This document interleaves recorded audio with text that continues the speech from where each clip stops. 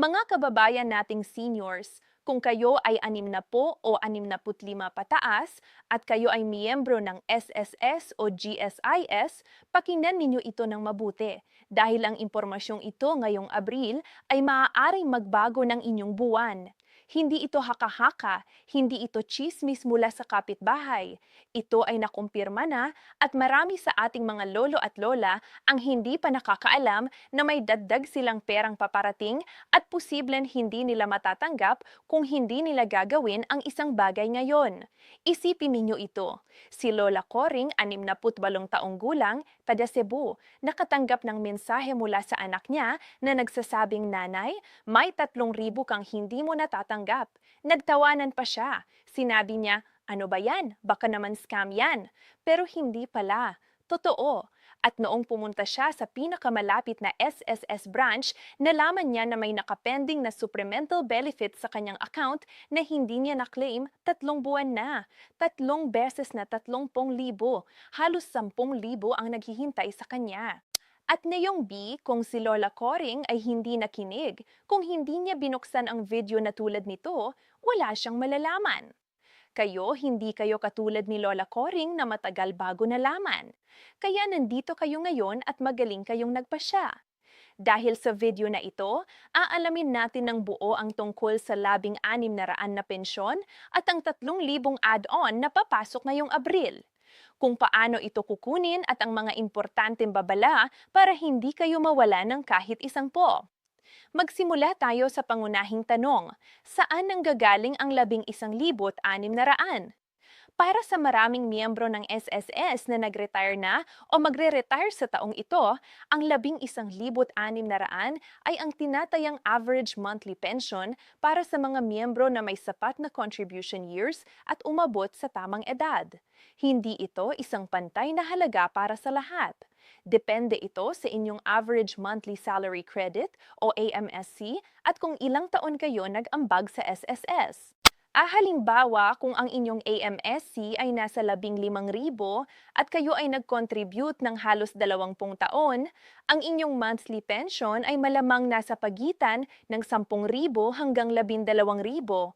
Ngunit kung mas mataas ang inyong sahod noong nagtatrabaho pa kayo o kung mas marami kayong taon ng kontribusyon, maaaring mas mataas pa ito. Ang formula ng SSS para sa pensyon ay nagsasabi na ang inyong buwanang pensyon ay ang pinakamataas sa 3 kalkulasyon.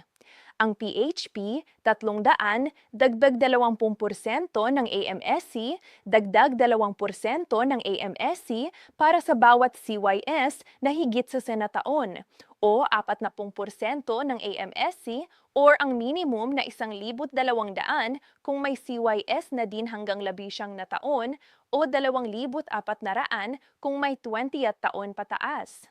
Para sa mga miyembro ng GSIS naman, ang mga dating empleyado ng gobyerno, ang pensyon ay karaniwang mas mataas, lalo na kung matagal kayo sa serbisyo. Ang typical na GSIS pensioner na may 30th taon ng serbisyo at mataas na basic salary ay maaaring makatanggap ng 15,000 hanggang 20,000 bawat buwan. Pero ang buntong gusto nating talakayin na yon ay hindi lang ang regular na pensyon, kundi ang 3,000 add-on na marami ang hindi alam. Ngayon, pag-usapan natin ang pinakamainit na bahagi ng video na ito, ang 3,000 na add-on. Para sa mga miyembro ng SSS, ang supplemental benefit na ito ay may dalawang pinanggagalingan. Una, ang tinatawag na 13th month pension na ibinibigay tuwing Disyembre bilang katumbas ng isang buwan ng pensyon. Pangalawa, ang mga espesyal na benepisyo tulad ng COLA or Cost of Living Allowance Adjustments and ang mga one-time na supplemental payment na inililabas ng gobyerno bilang tugon sa inflation at pagtaas ng presyo ng pagkain at gamot. Ngayong Abril taong 2025, may ilang miyembro ng SFS ang nakatanggap ng abiso mula sa kanilang mga anak o tagapayo na may additional payout na naghihintay sa kanila. Isang supplemental na 3,000 na kaugnay ng mga nakaraang adjustment sa benepisyo na hindi pa na-disburse sa lahat. Hindi ito pangako ng gobyerno na mangyayari sa bawat miyembro. Mahalaga itong linawin, ngunit kung kayo ay nakatanggap ng notification sa inyong SSS online account, kung hindi pa kayo nag-check ng inyong My SSS account sa ilang buwan, ngayon na ang tamang oras. Para naman sa mga miyembro ng GSIS, ang 3,000 ay maaaring magmula sa Enhanced Pension Loan Program Adjustments o sa GSIS Financial Assistance Loan na nagbibigay ng dagdag na cash flow sa mga pensioner ng walang mataas na interest. Ang ilan sa mga benepisyaryo ay naka-automatic na credit ang kanilang account nang hindi man lang nila alam. Kaya't kung hindi ninyo regular na tinitingnan ang inyong GSIS e-card balance o ang inyong UDE account activity, maaaring may maghihintay na pera para sa inyo na hindi pa ninyo nalalaman. Narito ang bahagi ng video na hindi masaya pakinggan pero kailangan nating pag-usapan dahil ang pagmamahal ay nagbibigay ng katotohanan, hindi lang ng magagandang balita. Mayroong tinatawag na clawback o reduction na maaaring mangyari sa inyong pensyon. Ang ibig sabihin nito ay posibleng mabawasan ang inyong buwanang pensyon kung may natupad na kondisyon. Sa SSS, ang isang karaniwang dahilan ng reduction ay ang hindi pag-submit ng inyong annual pensioners revalidation. Bawat taon, kailangan ng SSS na kumpirmahin na buhay pa kayo at kayo ay patuloy na karapat-dapat sa benepisyo. Kung hindi kayo nagsumite ng inyong revalidation form na karaniwang ginagawa personal sa SSS branch o sa pamamagitan ng inyong designated na representative, maaaring i-hold ang inyong pension.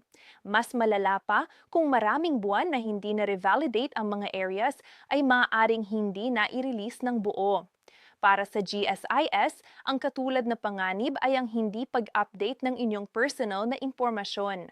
Kung nagbago ang inyong tirahan, kung namatay na ang inyong asawa na nakalista bilang benepisyaro, o kung may nagsabing kayo ay nagsimulang magtrabaho ulit bilang kontraktual, maaari itong mag-trigger ng review ng inyong benepisyo. Hindi ito common pero nangyayari. Isang lola mula Laguna ang nakaranas nito noong natuklas ang kanyang GSIS record ay nagpapakita ng aktibong trabaho dahil sa isang administratibong error. 4 na buwan siyang walang natanggap bago naayos ang problema.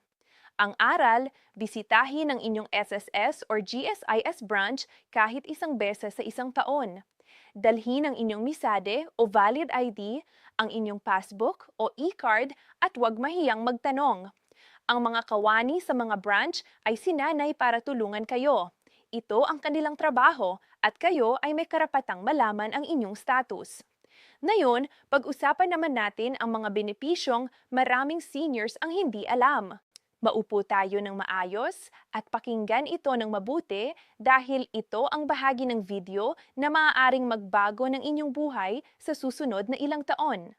Una, ang SSS Retirement Benefit ay may kasamang option na lump sum payout. Kung mas gusto ninyo ang isang malaking halaga sa simula kaysa sa maliit na buwanan, maaari kayong pumili ng lump sum na katumbas ng equivalent na 1.5 taon ng inyong pensyon. Halimbawa, kung ang inyong monthly pension ay 8,000, ang lump sum na option ay nagbibigay sa inyo ng halos 144,000 sa isang bayad. Mabuting option ito kung mayroon kayong planong negosyo o malaking gastusing medical.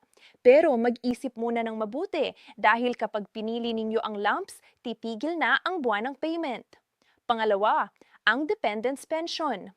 Kung kayo ay may minor na anak, kahit na matatanda na kayo, halimbawa kung late in life kayo nagkaroon ng anak, ang bawat dependent na bata na wala pang 21 taong gulang ay may karapatan sa 10% ng inyong basic pension para sa sumunod. Monthly pension hanggang 5 ang bata. Hindi ito otomatikong ibinibigay, kailangan itong i-claim. Pangatlo, ang SSS Death Benefit para sa inyong mga pamilya. Kung sakaling kayo ay pumanaw, ang inyong asawa o mga anak ay may karapatang makatanggap ng survivor's pension. Ito ay 100% ng inyong basic monthly pension para sa asawa hanggang muling magpakasal at may dagdag na 10% per dependent na bata. Napakahalaga na ma-update ang inyong beneficiary record sa SSS ngayon habang kaya pa ninyong gawin ito ng personal. Marami sa ating mga seniors ang nagtatanong, kailangan ko bang magbayad ng buwis sa aking pensyon?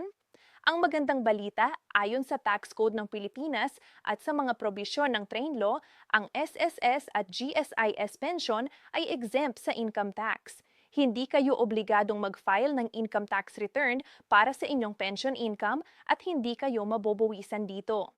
Gayunpaman, kung kayo ay mayroong karagdagang kita, halimbawa, nagpapaupa kayo ng bahay or may maliit na negosyo kayo, ang kita na iyon ay maaaring pa ring taxable depende sa halaga. Ang pensyon ay laging exempt pero ang ibang kita ay hindi. Kung hindi kayo sigurado, makipag-ugnayan sa isang accountant o sa BIR para sa wastong gabay. Ang isa pang legal na bagay na dapat malaman ng mga seniors ay ang Power of Attorney o SPA.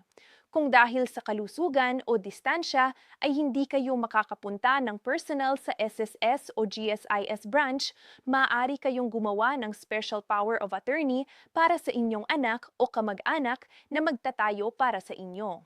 Ngunit maingat na pumili ng taong inyong pinagkakatiwala at siguraduhin ang SPA ay notarized at may takdang panahon lamang. Para sa mga pensyoner ng SSS, ang disbursement schedule ay karaniwang nakabatay sa inyong birth month o sa huling digit ng inyong SSS number.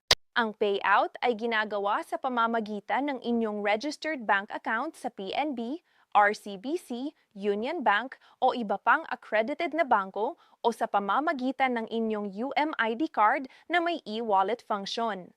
Kung hindi kayo nakatanggap ng inyong pensyon sa tamang araw, huwag mag-atubiling tumawag sa SSS hotline sa 1455 o bumisita sa pinakamalapit na branch. Para sa mga pensioner ng GSIS, ang monthly pension ay karaniwang ini-credit sa inyong GSIS e-card o sa inyong designated na bangko tuwing ika-15 at katapusan ng buwan. Kung delayed ang inyong pensyon ng higit sa 3 araw mula sa expected date, ito ay isang signal na kailangan na kayong kumilos at makipag-ugnayan sa inyong GSIS branch. Isang practical na tip para sa lahat, i-enroll ang inyong pension account sa mobile banking.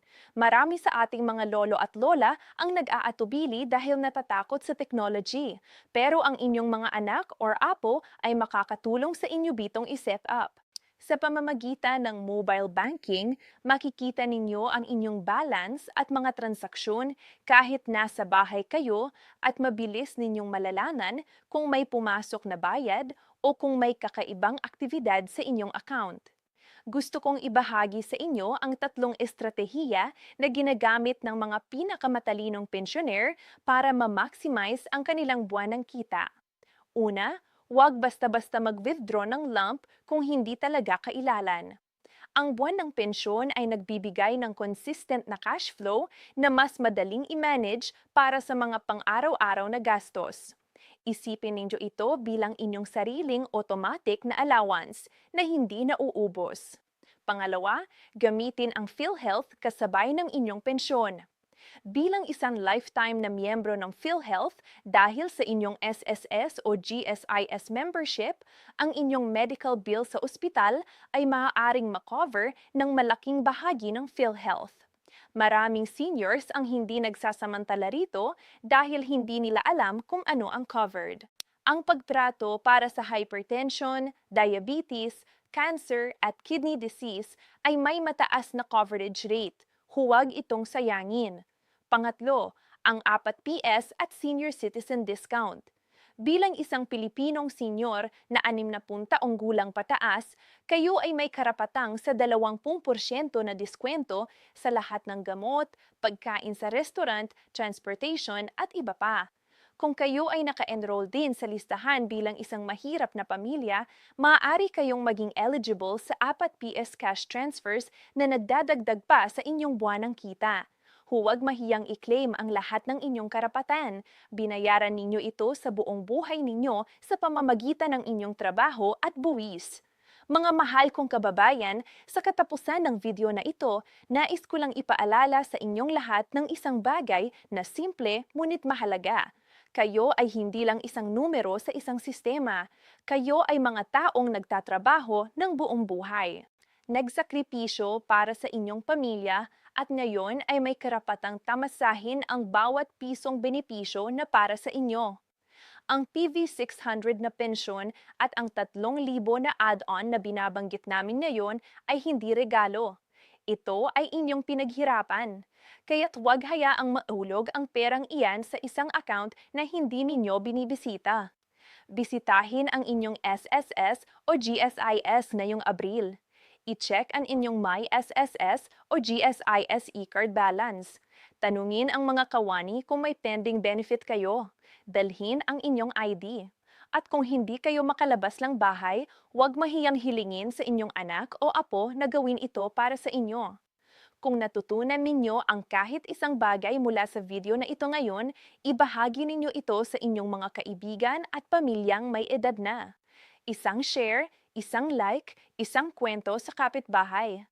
Maaaring iyon ang magbibigay daan para matanggap ng isang lola o lolo ang pera na hindi nila alam na maghihintay sa kanila. Hanggang sa muli, mag-ingat kayo.